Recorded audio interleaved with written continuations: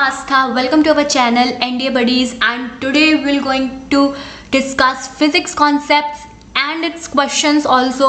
और ये हमारे जो फिजिक्स कॉन्सेप्ट्स है और इसके क्वेश्चंस की सेकेंड सीरीज है, और इस सीरीज में हम पढ़ेंगे वर्क, एनर्जी एंड पावर के बारे में. ओके और ये बहुत ही इंपॉर्टेंट है for your NDA exam. Okay और ये इम्पॉर्टेंट, और यहाँ पे मैंने आपको बहुत ही ज़्यादा शॉर्ट में जो नोट्स हैं वो प्रोवाइड किए हैं कि आपको इस चैप्टर से जस्ट इतने पॉइंट्स पढ़ने हैं. ओके और आपका काम हो जाएगा जस्ट इतने पॉइंट्स से. ठीक है, फिर हमने इसमें जो आपके बहुत इंपॉर्टेंट पास्ट ईयर क्वेश्चंस हैं, किस तरह के क्वेश्चन इस वाले चैप्टर से आते हैं, ये हमने यहाँ पर लिए हुए हैं. ठीक है, जिनको हम आगे सॉल्व करेंगे after discussing some basic concepts. Okay so without any further delay let's get started. ठीक है, तो यहाँ पे हमारा जो पहला कॉन्सेप्ट है वो क्या है, अबाउट वर्क. ठीक, तो वर्क बेसिकली होता क्या है, force acts on an object and it moves in the direction of force. ठीक है भाई, किसी भी चीज में कोई भी ऑब्जेक्ट हमने लिया और उसमें हम फोर्स लगाते हैं. ठीक है, फोर्स को एक्सर्ट करते हैं, तो क्या होता है, अगर वो चीज एक्चुअली मूव करती है, ठीक है, in the direction of force, जिस डायरेक्शन में हम फोर्स लगा रहे हैं, अगर वो चीज उसी डायरेक्शन में मूव कर रही है, ठीक है, तो उसे हम क्या कहते हैं, हमने वर्क किया. ठीक है, उस चीज पर हमने वर्क किया. ठीक, अगर लेकिन मूवमेंट नहीं हो रहा है, ठीक है, फॉर एग्जाम्पल मान लो वो ऑब्जेक्ट आपके वेट से बहुत ज़्यादा भारी है, आप उसको नहीं हिला सकते हो. ठीक है, और अगर वो मूव नहीं किया तो यहाँ पे वर्क डन नहीं माना जाएगा. ठीक है, बॉडी को मूव होना चाहिए. अगर फोर्स लग रहा है किसी ऑब्जेक्ट में, किसी बॉडी में, तो उसे उसी डायरेक्शन में मूव होना चाहिए, तभी उस बॉडी पे वर्क डन माना जाएगा. ओके, इसी के बेसिस पे क्या बना है, हमें वर्क डन का फॉर्मूला मिला है, force into displacement of the object in the direction of force. ठीक है, इसे हम मैथमेटिकली देख सकते हैं यहाँ पे, W is equal to F S cos theta. ठीक है, यहाँ पे कॉस थीटा क्या है, ये कॉम्पोनेंट है. ठीक है, जिस डायरेक्शन में क्या जो हमारा ऑब्जेक्ट है, बॉडी है, वो मूव किया. ठीक है, और ये बेसिकली कॉस थीटा कौन सा कंपोनेंट होता है, हॉरिजॉन्टल कंपोनेंट होता है. ठीक है, तो हम हॉरिजॉन्टली ही उसको मूव कराते हैं. ठीक है, यहाँ पे F क्या है, फोर्स, और S क्या है, डिस्प्लेसमेंट. ठीक है, और कॉस थीटा वो हॉरिजॉन्टली कितना एंगल दे रहा है. ओके, तो ये इसका क्या है, फॉर्मूला है. ठीक है, और हमें क्या याद रखना है कि वर्क क्या है, स्केलर क्वांटिटी है. ठीक है, वर्क कैसी क्वांटिटी है, स्केलर क्वांटिटी. ये मैग्नीट्यूड पे डिपेंड करती है. ठीक है, ये मैग्नीट्यूड देती है बट डायरेक्शन नहीं देती है. ओके, फिर क्या है भाई, ये इसकी जो SI यूनिट है वो क्या है, जूल है. ओके, और क्या है कि इसका जो CGS यूनिट है वो क्या, हम सबको पता है, ERG अर्ग है. और 1 जूल में हमें याद रखना है, 1 joule has 10 to the power 7 अर्ग. ठीक है, यहाँ पे क्या है, ये 107 नहीं है. Okay, it's 10 to the power 7 अर्ग. ठीक है, तो वर्क के बारे में हमें ये चीजें याद रखनी है. ओके, इट्स सिंपल, और आपने पहले भी ये पढ़ा होगा. ठीक है, तो हमें बस इतना सा ही याद रखना है. देन हमारे आते हैं टाइप्स ऑफ वर्क. ठीक है भाई, अब वर्क के भी टाइप होते हैं कि हमने कैसा काम किया.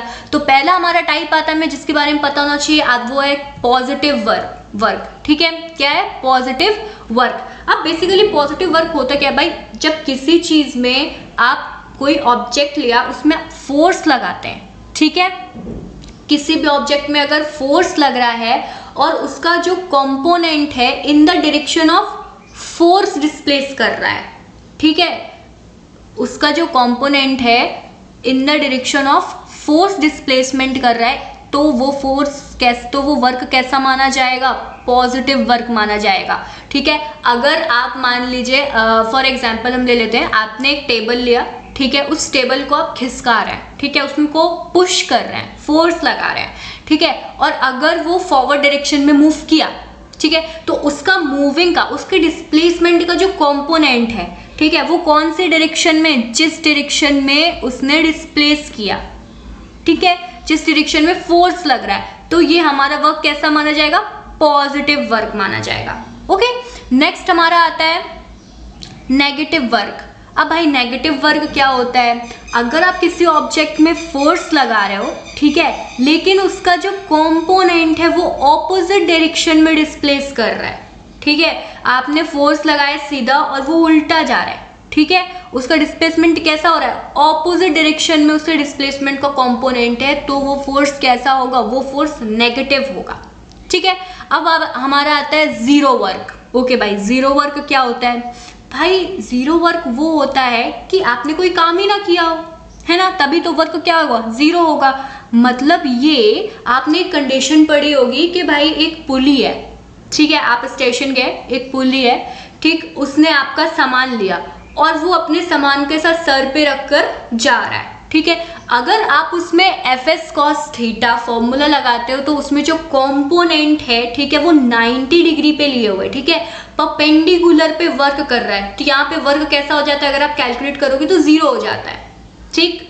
तो यहाँ पे हम क्या मान लेते हैं भाई कि उसने तो कोई काम किया ही नहीं, तो इसके हिसाब से पैसे ही मत दो भाई, लेकिन प्रैक्टिकल लाइफ में ऐसा नहीं होता, वो पैसे लेता है। बट यहाँ पे मैथमेटिकली क्या होता है, ठीक है, अगर हम फिजिक्स के पॉइंट ऑफ व्यू से देखेंगे तो यहाँ पर जो वर्क डन होता है वो जीरो होता है। मतलब ये if the object gets displaced along a direction perpendicular to the direction of applied force, ठीक है, अगर परपेंडिकुलर है तो वहां पर जो हमारा वर्क होगा वो कैसा हो जाएगा, जीरो हो जाएगा, अगर उसका कंपोनेंट कैसा है, परपेंडिकुलर है, ठीक है, जिस डायरेक्शन में हम वर्क कर रहे हैं उसके परपेंडिकुलर है, तो वहां पर वर्क क्या हो जाएगा, जीरो हो जाएगा, ठीक है। तो ये थे हमारे क्या टाइप्स ऑफ वर्क। अब भाई एक और कॉन्सेप्ट आता है, वो कौन सा कॉन्सेप्ट है, कंजर्वेटिव फोर्स, ठीक है।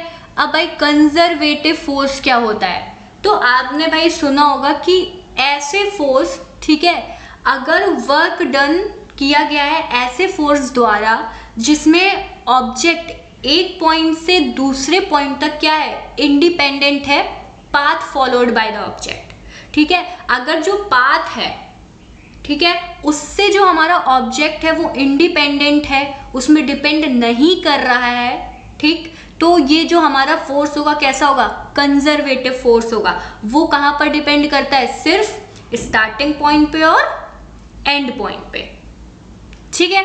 तो हमारा ऐसे फोर्सेस, ऐसा वर्क डन, ठीक है, जो कि पाथ में डिपेंड नहीं करता है, हमें बस इतना याद रखना है, जो कि पाथ में डिपेंड नहीं करता है, ठीक है, वो सिर्फ एंड पॉइंट्स पे डिपेंड करता है, तो ऐसे वर्क को हम क्या बोलते हैं, कंजर्वेटिव फोर्स बोलते हैं, ठीक है। और ये क्या होते हैं, फॉर एग्जाम्पल मैंने आपको यहाँ पे दिए ग्रेविटेशनल फोर्स, ठीक है, इलेक्ट्रोस्टैटिक फोर्स और इलास्टिक फोर्स। ये जो फोर्सेस होते हैं इनमें पाथ का कोई झंझट नहीं होता, ठीक है, कोई आपको डिपेंडेंसी की जरूरत नहीं है पाथ में।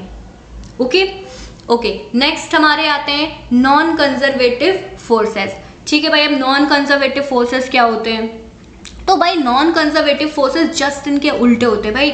If the amount of work जो आपका वर्क डन होता है, ठीक है, किसी मूविंग ऑब्जेक्ट में, वो अगेंस्ट द फोर्स हो रहा है, ठीक है, क्या हो रहा है, against the force from one point two another point, ठीक, जो आप वर्क डन कर रहे हो लेकिन जो मूवमेंट हो रहा है वो अगेंस्ट हो रहा है, तो ये डिपेंड करता है आपके पाथ में, ठीक है, ये जो वर्क डन है ये आपके पाथ के अलोंग डिपेंड करता है कि बॉडी किस पाथ में मूव कर रही है, ठीक है। ऐसे फोर्सेस को हम क्या बोलते हैं, नॉन कंजर्वेटिव फोर्सेस, ठीक है।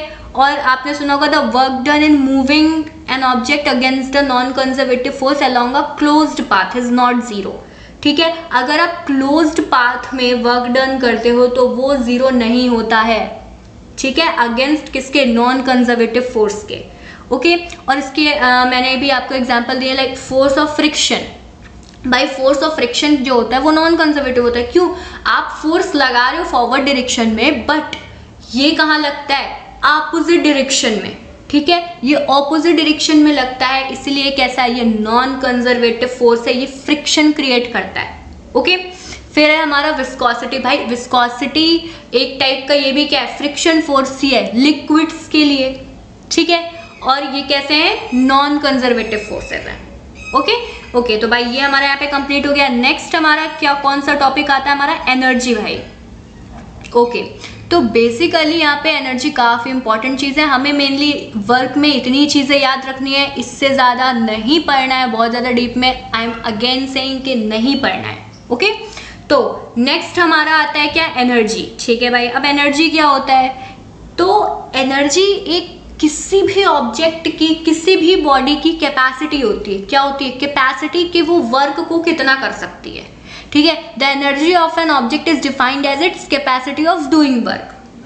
सिंपल सी डेफिनेशन है यहाँ पे कि जो एनर्जी है किसी भी बॉडी में, भाई जितनी एनर्जी होगी वो उतना ही तो काम करेगी। अगर आपके अंदर अब एनर्जी नहीं होगी तो आप क्या काम कर पाओगे? नहीं। ठीक है, तो यहाँ पे एक वर्ड याद रखना है, ये पूरी तरीके से डिफाइन करता है एनर्जी को कि कैपेसिटी, कितनी क्षमता है आपके अंदर काम करने की।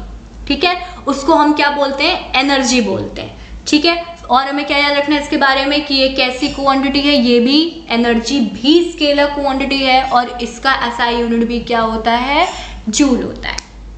ओके, अब भाई एनर्जी के भी टाइप्स होते हैं, जैसे वर्क के टाइप्स होते थे उसी तरह किसके टाइप होते हैं? एनर्जी के भी टाइप्स होते हैं। अब एनर्जी भी काफी टाइप्स की होती हैं, आपने सुनी होगी kinetic energy, potential energy, heat energy, sound energy, है ना। तो ये क्या होते हैं? ये भी काफी टाइप्स के होते हैं। ठीक है, और जो काइनेटिक एनर्जी और पोटेंशियल एनर्जी को अगर हम कंबाइन कर लें तो इसको हम कैसे जानते हैं? मैकेनिकल एनर्जी की तरह। ठीक है, तो अब हम क्या पढ़ते हैं? काइनेटिक एनर्जी हमारी आती है भाई। तो काइनेटिक एनर्जी क्या होती है? ये ऐसी एनर्जी होती है, ठीक है, जो कि ये ऑब्जेक्ट में होती है, लेकिन किसकी वजह से होती है? Due to motion. ठीक है, the energy possessed by an object by the virtue of its motion. ठीक है, इसके मोशन की वजह से जो एनर्जी आती है उस ऑब्जेक्ट में, उस एनर्जी को हम क्या बोलते हैं? Kinetic energy. ठीक है, और इसका फॉर्मूला हम सबको पता है, K = ½ mv²। ठीक है, वेयर m क्या है? मास है ऑब्जेक्ट का और v क्या है? वेलोसिटी है ऑब्जेक्ट की। ठीक है, ओके भाई। नेक्स्ट हमारा आता है क्या? Work energy theorem. ओके भाई, जो वर्क एनर्जी थ्योरम है ये काफ़ी इम्पॉर्टेंट है। क्यों? क्योंकि ये थ्योरम हमें बताती है कि भाई जितना भी फोर्स हम एक्ट कर रहा है ऑब्जेक्ट में वो इक्वल होता है change in the kinetic energy of the object. ठीक है, ये याद रखना है। ये थ्योरम हमें क्या बताती है कि हम किसी भी ऑब्जेक्ट में जितना फोर्स लगा रहे हैं वो बराबर होता है। किसके बराबर होता है? जितना उसकी काइनेटिक एनर्जी में चेंज होता है। ठीक है, इस फॉर्मूले में आप देख रहे हो, ये देखो, work done is equal to क्या? Change in kinetic energy. ठीक है, तो W = KF माइनस KI, मतलब कि ये क्या है? Final kinetic energy minus initial kinetic energy. ठीक है भाई, जितना उसकी काइनेटिक एनर्जी में चेंज आएगा, ठीक है, जब हम वर्क डन करेंगे, तो जब हम किसी चीज़ में वर्क करते हैं तो भाई अगर मान लो कोई चीज़ 2 मीटर पर सेकेंड की स्पीड से दौड़ रही है, उसको हमने और ज़्यादा फोर्स लगा दिया तो वो क्या हो जाएगी? उसकी स्पीड बढ़ के कितनी हो जाएगी? 4 हो जाएगी, 5 हो जाएगी। तो यहाँ पे क्या आया? काइनेटिक एनर्जी में चेंज आया यहाँ पे। ठीक है, और वो किसके इक्वल है? वर्क डन के इक्वल है। ठीक है, तो वर्क एनर्जी थ्योरम को हम इस तरह डिफाइन करते हैं। ओके, ये भी हो गया भाई। नेक्स्ट हमारी आती है क्या? बहुत ही इंपॉर्टेंट, पोटेंशियल एनर्जी। ठीक है, इसको समझना काफ़ी ज़रूरी है। पोटेंशियल एनर्जी क्या होता है? ये किसी भी ऑब्जेक्ट में, ठीक है, किसी भी, हमने कोई ऑब्जेक्ट लिया, उसको हम क्या देते हैं? पोजीशन दे देते हैं एक। ठीक है, हम उसको स्पेस में एक पोजीशन दे देते हैं और फिर बोलते हैं कि अब इसके पास एनर्जी एक आ गई है, और वो एनर्जी क्या है? Potential energy. ठीक है, उसके अंदर पोटेंट है, ठीक है, उसके अंदर सामर्थ्य है कि वो काम कर सकती है। फॉर एग्जाम्पल हम लेते हैं, आप इमेजिन करिए, क्या इमेजिन कि आपके हाथ में क्या है? एक बॉल है। ठीक है, आपके हाथ में एक बॉल है, आप उसको सीधा लिए हुए हैं और फिर आप अपने हाथ को ऊपर उठाया। ठीक है, जब हम अपने हाथ को ऊपर उठाते हैं तो क्या होता है भाई? यहाँ पे हम देखते हैं जो इसका फॉर्मूला होता है पोटेंशियल एनर्जी का, हम सबने पढ़ा है m×G×H। ठीक है, अगर ये सिचुएशन आपने क्रिएट कर दी तो किसी भी बॉडी के पास पोटेंशियल एनर्जी होगी ही होगी। ठीक है, तो अब हमने एक बॉल लिया, उसके पास कुछ मास है भाई। ठीक है, तो यहाँ पे पहली कंडीशन कंप्लीट हो गई पोटेंशियल एनर्जी की कि मास होना चाहिए। ठीक है, बॉडी है तो मास होगा ही भाई। चलो फिर बॉल का हमारे मास भी है। ठीक है, अब हमें क्या देना है? दूसरा G। ठीक है, तो भाई ग्रेविटेशनल एक्सेलरेशन ये तो होता ही होता है। ठीक है, ये तो अर्थ में अगर आप हो तो ये होगा, तो ये कंडीशन हमारी ऑलवेज फुलफिल्ड रहती है। अब हमें क्या चाहिए? उस बॉल को पोटेंशियल एनर्जी देने के लिए बहुत ही इंपॉर्टेंट कंडीशन है H, मतलब कि हाइट। हमें उसे सर्टेन पोजीशन देनी पड़ेगी। ठीक है, स्पेस में। तो लो भाई, हमने अपना हाथ ऊपर उठा लो आप लोग अपना। ठीक है, अब हाथ आपने ऊपर उठा लिया तो भाई अब आपको इमेजिन करना है कि इसके पास पोटेंशियल एनर्जी है, ठीक है, पर आप चेक कैसे करोगे कि आपके पास इसके पास पोटेंशियल एनर्जी है? इसका प्रूफ भी है हमारे पास। उसको आप गिरा दो और नीचे अपना पैर रख लो, ठीक है, वो आपके पैर के ऊपर गिरेगी और हिट करेगी, ठीक, आपको दर्द होगा। वो जो दर्द उसने क्रिएट किया, वो जो पेन उसने क्रिएट किया, ठीक है, वो क्या था? फोर्स था। इसी को तो हम क्या बोलते हैं? एनर्जी बोलते हैं। मतलब उसके अंदर आपको चोट पहुंचाने की एनर्जी थी। इस एनर्जी को हम क्या बोलते हैं? पोटेंशियल एनर्जी, ठीक है। वो बात अलग है, वो बाद में काइनेटिक एनर्जी पे चेंज हुआ, ठीक है। बट ये जो हमने पोजीशन क्रिएट की थी उसकी m/g/h से, ठीक, इससे उसके पास कौन सी एनर्जी आ गई? पोटेंशियल एनर्जी क्रिएट हुई। अब भाई पोटेंशियल एनर्जी भी आपकी काफ़ी टाइप्स की होती है, ठीक है, जिसमें कि आपकी पहले क्या आती है? ग्रेविटेशनल पोटेंशियल एनर्जी भी होती है, इलास्टिक पोटेंशियल एनर्जी और इलेक्ट्रोस्टैटिक।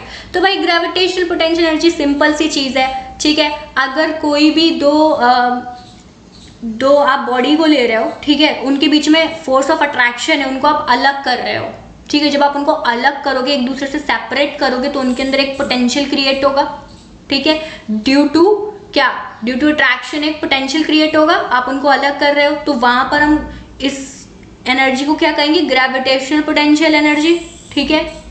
वहां पे जो आपका फॉर्मूला है G m1m2/r में क्या लग जाएगा? माइनस साइन लग जाएगा, ओके। फिर नेक्स्ट आपकी आती है इलास्टिक पोटेंशियल एनर्जी। भाई इलास्टिक पोटेंशियल एनर्जी भाई ये किसके लिए होती है? मेनली स्प्रिंग्स के लिए होती है, ठीक है।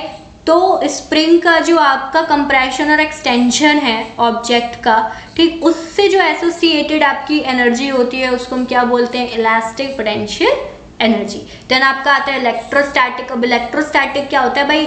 कोई भी एनर्जी जो इलेक्ट्रिक चार्ज के इंटरेक्शन से क्रिएट होती है, ठीक है, उसको हम क्या बोलते हैं? इलेक्ट्रोस्टैटिक पोटेंशियल एनर्जी बोलते हैं। तो ये काफ़ी सिंपल है, ओके, तो ये आपको पढ़ लेने हैं, ठीक है। बस देन क्या आपका law of conservation of energy. भाई दिस इज वेरी इंपॉर्टेंट और ये बहुत ही ज़्यादा सिंपल है, ठीक है। अकॉर्डिंग टू दिस लॉ क्या होता है कि law of conservation of energy क्या? एनर्जी सिर्फ ट्रांसफॉर्म हो सकती है एक फॉर्म से दूसरे फॉर्म में, ठीक है। उसे ना तो आप क्रिएट कर सकते हो, ना ही डिस्ट्रॉय कर सकते हो, ठीक है। टोटल एनर्जी बिफोर और after transformation always remains constant, ये याद रखना है, ओके। तो इसको हम क्या कहते हैं? हमारा law of conservation of energy, ठीक। नेक्स्ट हमारा आता है law of conservation of mechanical energy. भाई इसमें क्या था? हमें पता है कि अगर हम काइनेटिक एनर्जी और पोटेंशियल एनर्जी को कंबाइन करते हैं तो हमें क्या मिलती है? मैकेनिकल एनर्जी मिलती है।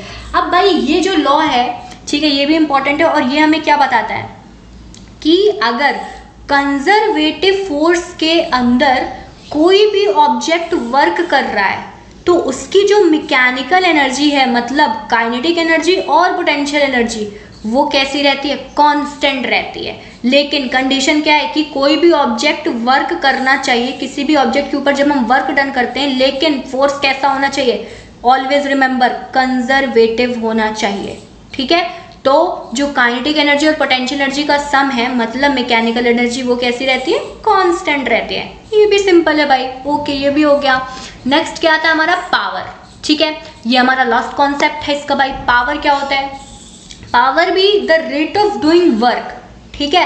भाई आप जो वर्क है उसको पर यूनिट टाइम कितना वर्क कर रहे हो आप, ठीक है, वो आपकी पावर बताता है, ठीक है, कि आप कितना काम कर ले रहे हो, कि आपने इतने टाइम तक इतना काम किया। तो अगर मैं बोलूँगी कि मान लो एक लड़का है, ठीक है, वो 5 मिनट तक काम कर रहा है, ठीक है, और दूसरा है वो 1 घंटे तक काम कर ले रहा है, तो भाई किसके पास पावर ज़्यादा है? ठीक है, दूसरे वाले लड़के के पास, ओके। तो ये क्या है? पर यूनिट टाइम आप जितना वर्क डन करते हो ये आपकी पावर को डिफाइन करता है, ओके। तो पावर का यहाँ पे जो फॉर्मूला होता है क्या होता है? वर्क डन अपॉन टाइम, ठीक है। फिर इसको आप अगर मैथमेटिकली देखोगे तो FV cos थीटा, ये वेलोसिटी के टर्म्स में, यहाँ पे V क्या है? वेलोसिटी है, ठीक है, ओके भाई। तो इसकी जो यूनिट होती है वो क्या होती है भाई? पावर की यूनिट सबको पता है, वॉट होती है, ठीक है, वॉट होती है, किलो वॉट होती है, ओके। तो और इसका सिंबल क्या होता है? W होता है। यहाँ पे मैंने आपको कुछ यूनिट्स दिए हुए हैं कि लाइक 1 किलो वॉट कितना होता है? 1000 वॉट्स होता है, ओके और ये 1000 और अगर हम इसको जूल पर सेकेंड में चेंज करें तो 1000 जूल पर सेकेंड अगर वॉट को चेंज करें, ठीक है। फिर 1 मेगावाट कितना होता है, 10⁶ वॉट होता है। Horse power is equal to 746 watt, ये याद रखना है। ये आपके कन्वर्जन में जो न्यूमेरिकल्स में कन्वर्जन होते हैं उसके लिए इंपॉर्टेंट है, ठीक है। आपको इतनी चीज़ें पढ़नी है। देन आता है हमारा एक लास्ट कॉन्सेप्ट, बहुत छोटा होता है, बेसिक सा होता है, कोलिजन। ओके भाई, कोलिजन क्या होता है? अब भाई कोलिजन भी काफ़ी सिंपल चीज़ है कि भाई दो चीज़ें फिजिकली, दो ऑब्जेक्ट जब फिजिकली आपस में भिड़ते हैं एक दूसरे से, ठीक है, या फिर कोई एक ऑब्जेक्ट किसी दूसरे ऑब्जेक्ट के पाथ में डिस्टर्बेंस क्रिएट करता है, उसको अफेक्ट करता है फोर्स को एक्सर्ट करके, ठीक है, फोर्स लगाकर अगर उससे भिड़ते हैं तो इसको, इस जो फिनोमेना होता है, ये जो चीज़ हो रही होती है, इसको हम क्या बोलते हैं, कोलिजन बोलते हैं, टकराना, ठीक है। अब भाई जो कोलिजन होते हैं ये भी आपने दो टाइप्स के सुने होंगे, इलास्टिक कोलिजन, प्लास्टिक कोलिजन और इनइलास्टिक कोलिजन, ठीक है। तो इलास्टिक कोलिजन क्या होता है, अगर काइनेटिक एनर्जी का कोई भी लॉस नहीं हो रहा है कोलिजन के टाइम, ये आप याद रखिएगा, ठीक है, इसको आप नोट भी कर सकते हैं। इलास्टिक कोलिजन में अगर काइनेटिक एनर्जी का लॉस नहीं हो रहा है, ठीक है, कोलिजन के टाइम, तो हम इसे कैसा कोलिजन बोलते हैं, इलास्टिक कोलिजन बोलते हैं, ठीक है। इसमें काइनेटिक एनर्जी कंजर्व रहती है, मोमेंटम कंजर्व रहता है, टोटल एनर्जी कंजर्व रहती है, ठीक है। समझ में आया, ये इसके कैरेक्टरिस्टिक्स थे, ठीक। नेक्स्ट हमारी क्या आती है, इनइलास्टिक कोलिजन। इनइलास्टिक कोलिजन में क्या होता है, अगर काइनेटिक एनर्जी का लॉस होता है ड्यूरिंग कोलिजन तो वो कैसा होता है, इनइलास्टिक कोलिजन होता है। इसमें काइनेटिक एनर्जी कंजर्व नहीं रहती है, इसका मोमेंटम कंजर्व रहता है, ठीक है। टोटल एनर्जी भी कैसी रहती है, कंजर्व रहती है। चेंज कहाँ आता है, काइनेटिक एनर्जी में, ओके। तो ये यहाँ से हमारा कंप्लीट हो जाता है कोलिजन। नेक्स्ट हमारा आता है law of conservation of momentum in collision. अब भाई ये आप तो आपने फॉर्मूला सुना होगा, m1u1 plus m2u2 is equal to, जितना मोमेंटम शुरू में है उतना ही मोमेंटम दूसरे वाले का होगा, जितना पहले वाले का है उतना ही दूसरे वाले का होगा। तो ये भी काफ़ी इंपॉर्टेंट है भाई, अगर किसी पार्टिकल का मास m1 है, ठीक है, और m2 है, दो पार्टिकल है, उनका m1 m2 है, और वो मूव कर रहे हैं इनिशियल वेलोसिटी से, फिर आफ्टर कोलिजन उनकी वेलोसिटी क्या होती है, मान लो चेंज हो गई, ठीक है, बट यहाँ पे जो मोमेंटम होगा वो कैसा रहेगा, कंजर्व्ड रहेगा, ठीक है। और ये यहाँ पे फॉर्मूला है जो कि हम फॉर न्यूमेरिकल यूज़ करते हैं, ओके। तो बेसिकली ये यहाँ से हमारे सारे कॉन्सेप्ट्स इस चैप्टर के ख़त्म हो जाते हैं, ठीक है। हमें बस इतने ही कॉन्सेप्ट्स पे ध्यान देना है इस चैप्टर में, ठीक। अब हम सॉल्व करेंगे हमारे क्या पास्ट ईयर क्वेश्चंस, तो फटाफट से इनको on the basis of concepts हम जल्दी से सॉल्व कर लेते हैं, ठीक है भाई। तो हमारा जो फर्स्ट क्वेश्चन है वो क्या आता है, ठीक है, when work is done on a body, ठीक है, तो क्या होता है, इट गेन्स एनर्जी, ओके। अब first option is correct, because जब हम किसी भी बॉडी पे वर्क करते हैं, ठीक है, तो हम क्या लगाते हैं, बेसिकली उसमें एनर्जी देते हैं, ठीक है। तो वो क्या गेन करता है, वो एनर्जी को गेन करता है भाई, तभी तो मूव करेगा, है ना, ठीक। तो क्या होता है, option first is correct, it gains energy, okay. Next हमारा क्वेश्चन क्या है, चूज द रॉन्ग स्टेटमेंट। हमें इसमें रॉन्ग स्टेटमेंट फाइंड करना है, तो work done is a scalar quantity, correct. Work done by a body does not depend on the time taken to the complete the work, yes, okay. Work done can never be zero, okay, हमने zero work पढ़ा है ना, जब perpendicular पे component होता है तो वहां पे वर्क कैसा हो जाता है, जीरो हो जाता है, ठीक है। तो option third is the correct answer for this question, okay भाई। Let's move to our next question, which one of the following statements correctly defines power, okay.